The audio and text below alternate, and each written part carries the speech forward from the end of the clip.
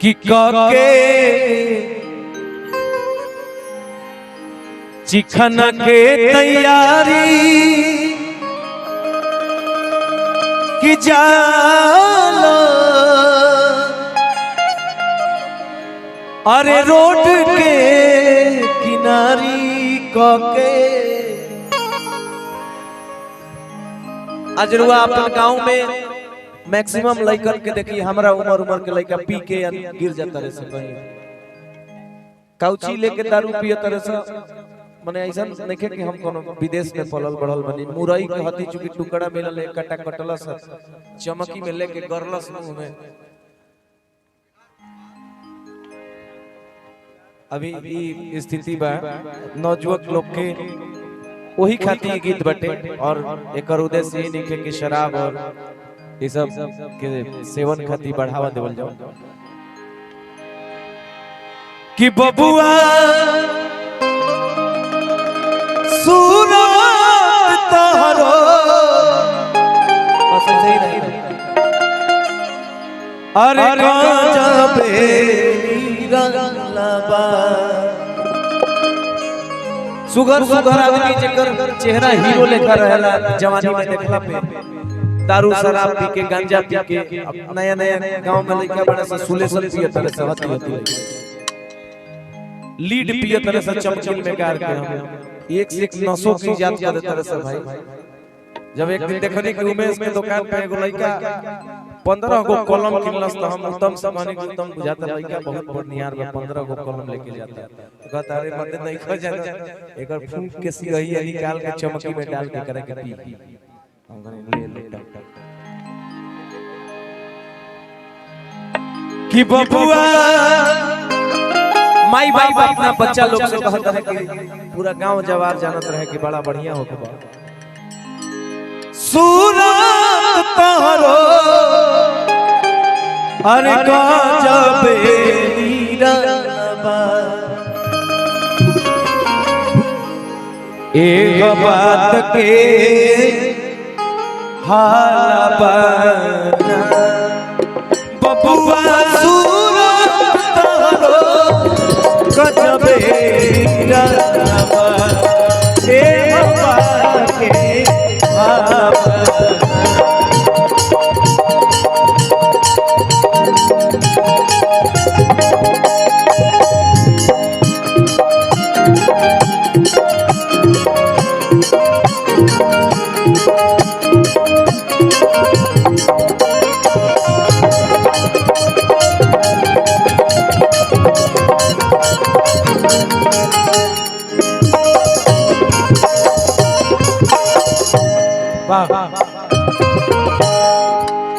कि के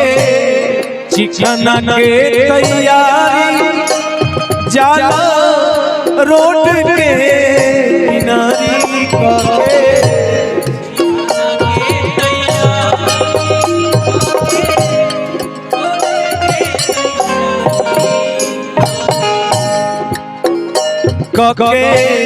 चिकन के तैयारी चिकन के तैयारी जाला रोड के किनारी के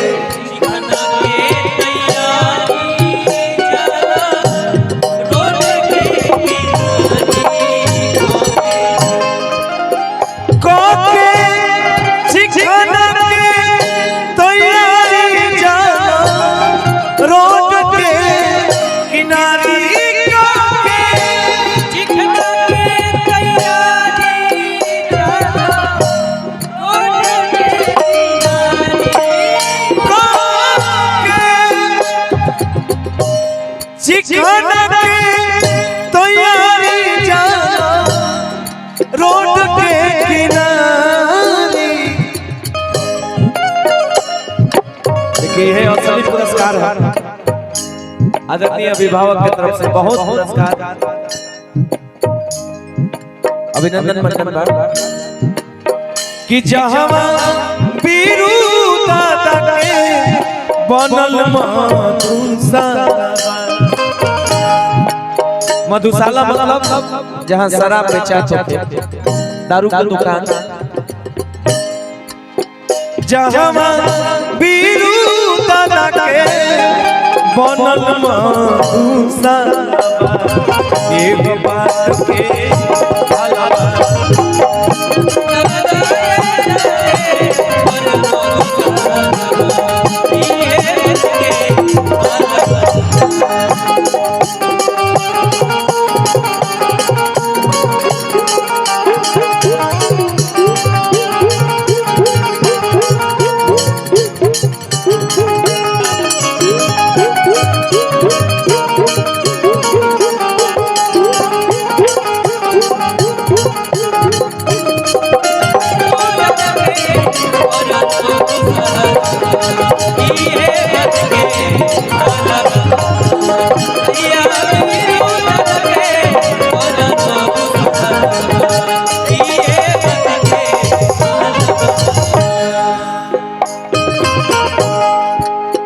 कि बेचला घर यौरी गाड़ी बनकी धैला भुअरी पाड़ी बेचला घर यौरी गाड़ी बनकी धैला भुअरी पाड़ी ऐसा लोग सब सुनले हो का बहुत आदमी होकेला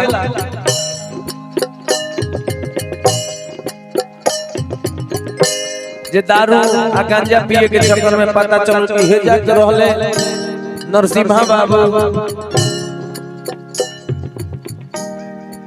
हे जा के जगदा बाबू रहले मुंह धोवे के पहले बिना दारू पियले हुआ उठत ना रहे पता चली ये फलना जगह के रहले सिकराटा के रहले एगो बाबू साहेब वहाँ के उठत रही तो 15 बाल्टी पानी से पहले आंख धोत रही नहात रही 4 ड्राम पानी से उहे हित लोग के देर में गया धरती पर पानी के कमी हो गेल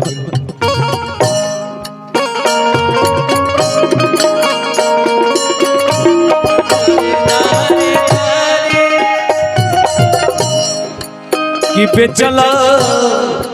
घर यौरी गाड़ी नाम ना धरो हमने के का वही एगो आदमी बने जब चौकट के वाड़ी घर के ईटे तक ले गंजा पिए में बेच दे अभियो बड़े आइलो है के जगह कि बेचल घर यौरी गाड़ी बनकी धैला भुअरी पाड़ी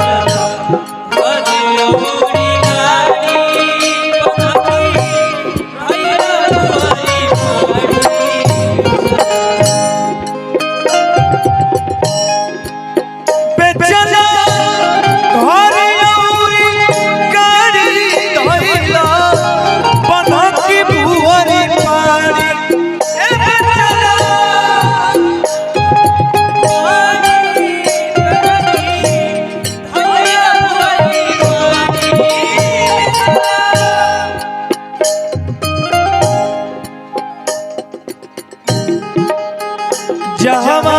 बीरू दादा के बनल मधुसा जहाँ बीरू दादा के बनल मधुसा जगदा बाबू